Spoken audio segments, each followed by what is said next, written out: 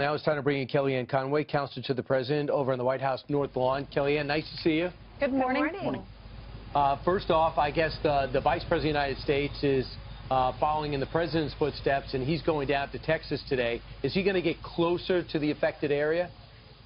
Well, he will try. It really depends on what our local and state officials on the ground there say is best.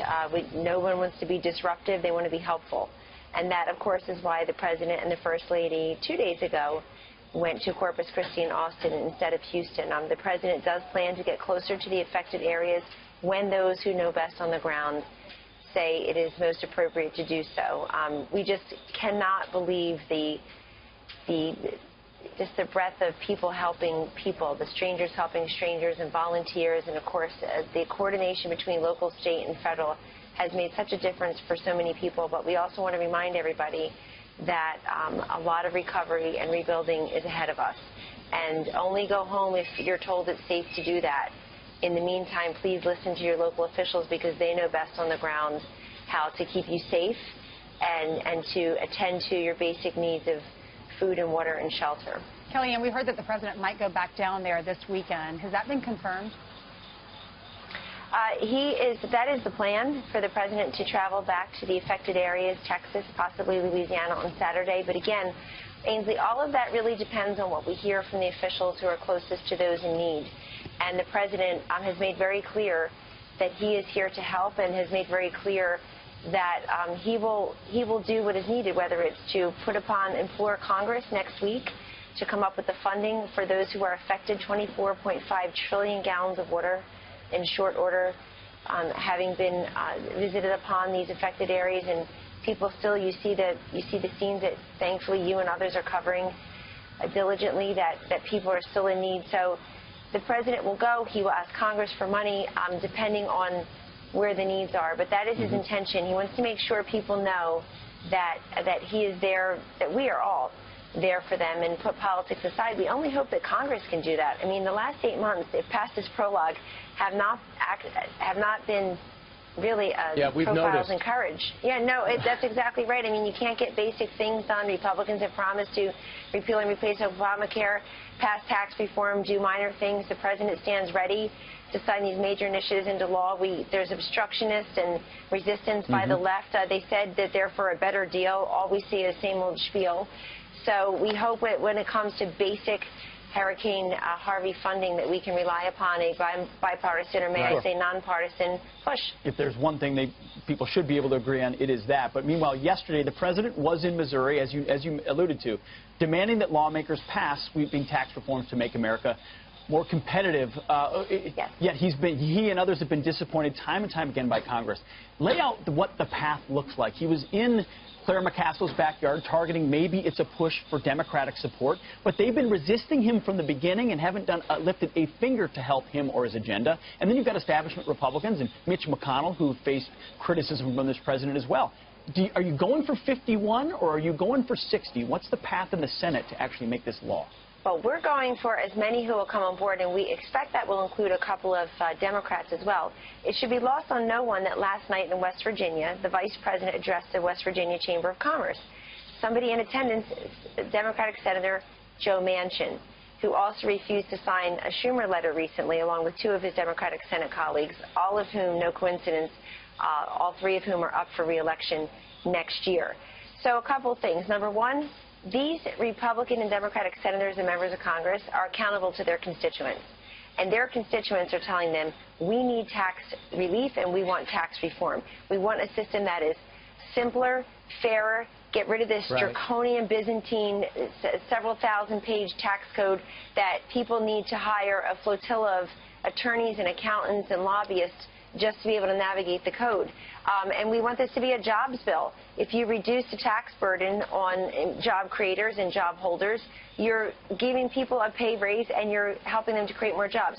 Number 2, I think Congress should look at their own approval ratings. They seem obsessed with everybody else's approval ratings. The media and Congress should take a deep, hard look at their approval ratings, which aren't so hot, folks, and recognize that a lot of that is because they're seen as obstructionist and resistant. Yeah, we have a Fox poll, Kellyanne, on that topic. It says Congress passing tax reform this year, 78% say it's not likely.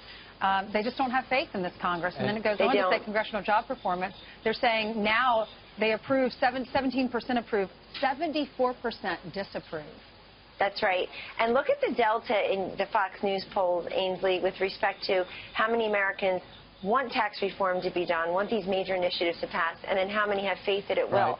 Right. But the man who works behind me here, President Trump, he's at his desk, pen in hand, ready to sign into law, repealing, replacing Obamacare. He hasn't given up on that because he knows 29 million Americans don't have health insurance. He knows that Obamacare made many of their situations worse for many of them who were lied to about keeping their plans and doctors there without care. He stands ready to do fundamental tax reform. And he went yesterday before Congress even gets back into session from their very long vacation where they got an earful from constituents for not getting things done. I have no idea why they He's keep ready. going on vacation. It is just, it's criminal. They have to work for a living. Good work if you can get it. Yeah, this is basically what the president's doing. A lot of people wanted him to do for health care, absent Mitch McConnell. He's going to go outline his plan, and he's going to reportedly be active in doing it. And he gave some basics. He said, I'm going to have 3 income tax brackets instead of 7.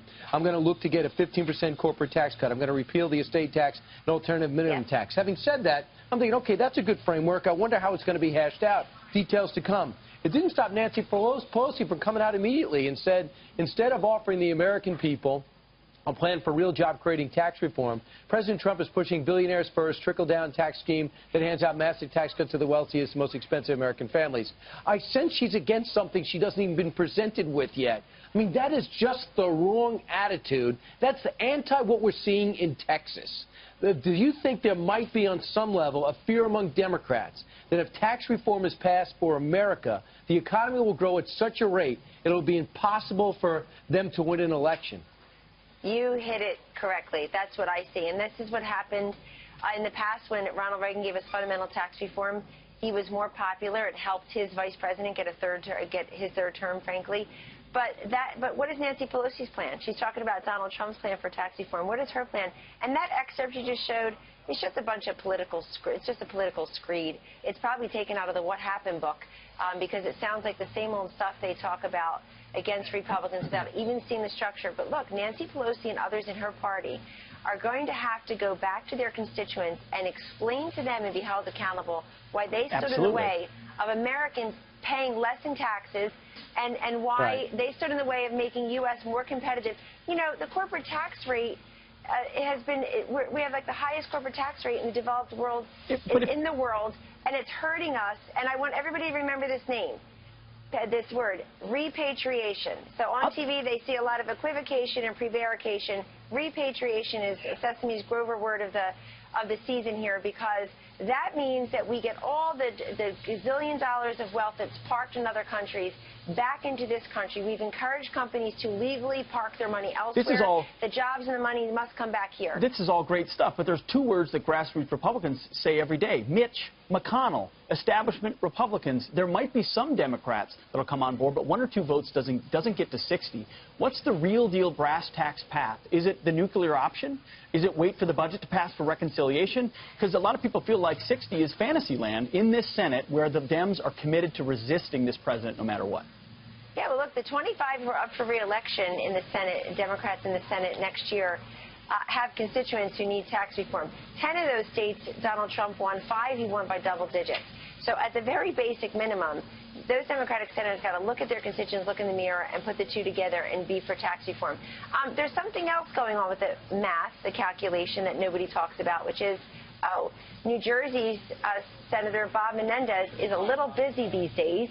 He's not expected to be back here voting. He's in a federal courthouse because he's a criminal defendant in a federal trial.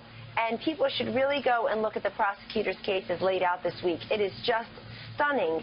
And it went on allegedly for many years. He's corruption. Look at it. We don't have any Democrats talking about this. It's important for a lot of reasons. Important because he represents the Democratic Party. It's important because if you have a 49-49 vote, you got the vice president as a tiebreaker. So he actually affects the calculation on a number of these important votes as well. Kellyanne, woman to woman, what did you think about the mainstream media making such a big deal about Melania's shoes instead of focusing on the flood victims and the president being there? Yeah, predictable. Look, we saw what was in the president and the first lady's hearts that day, not what was on their feet.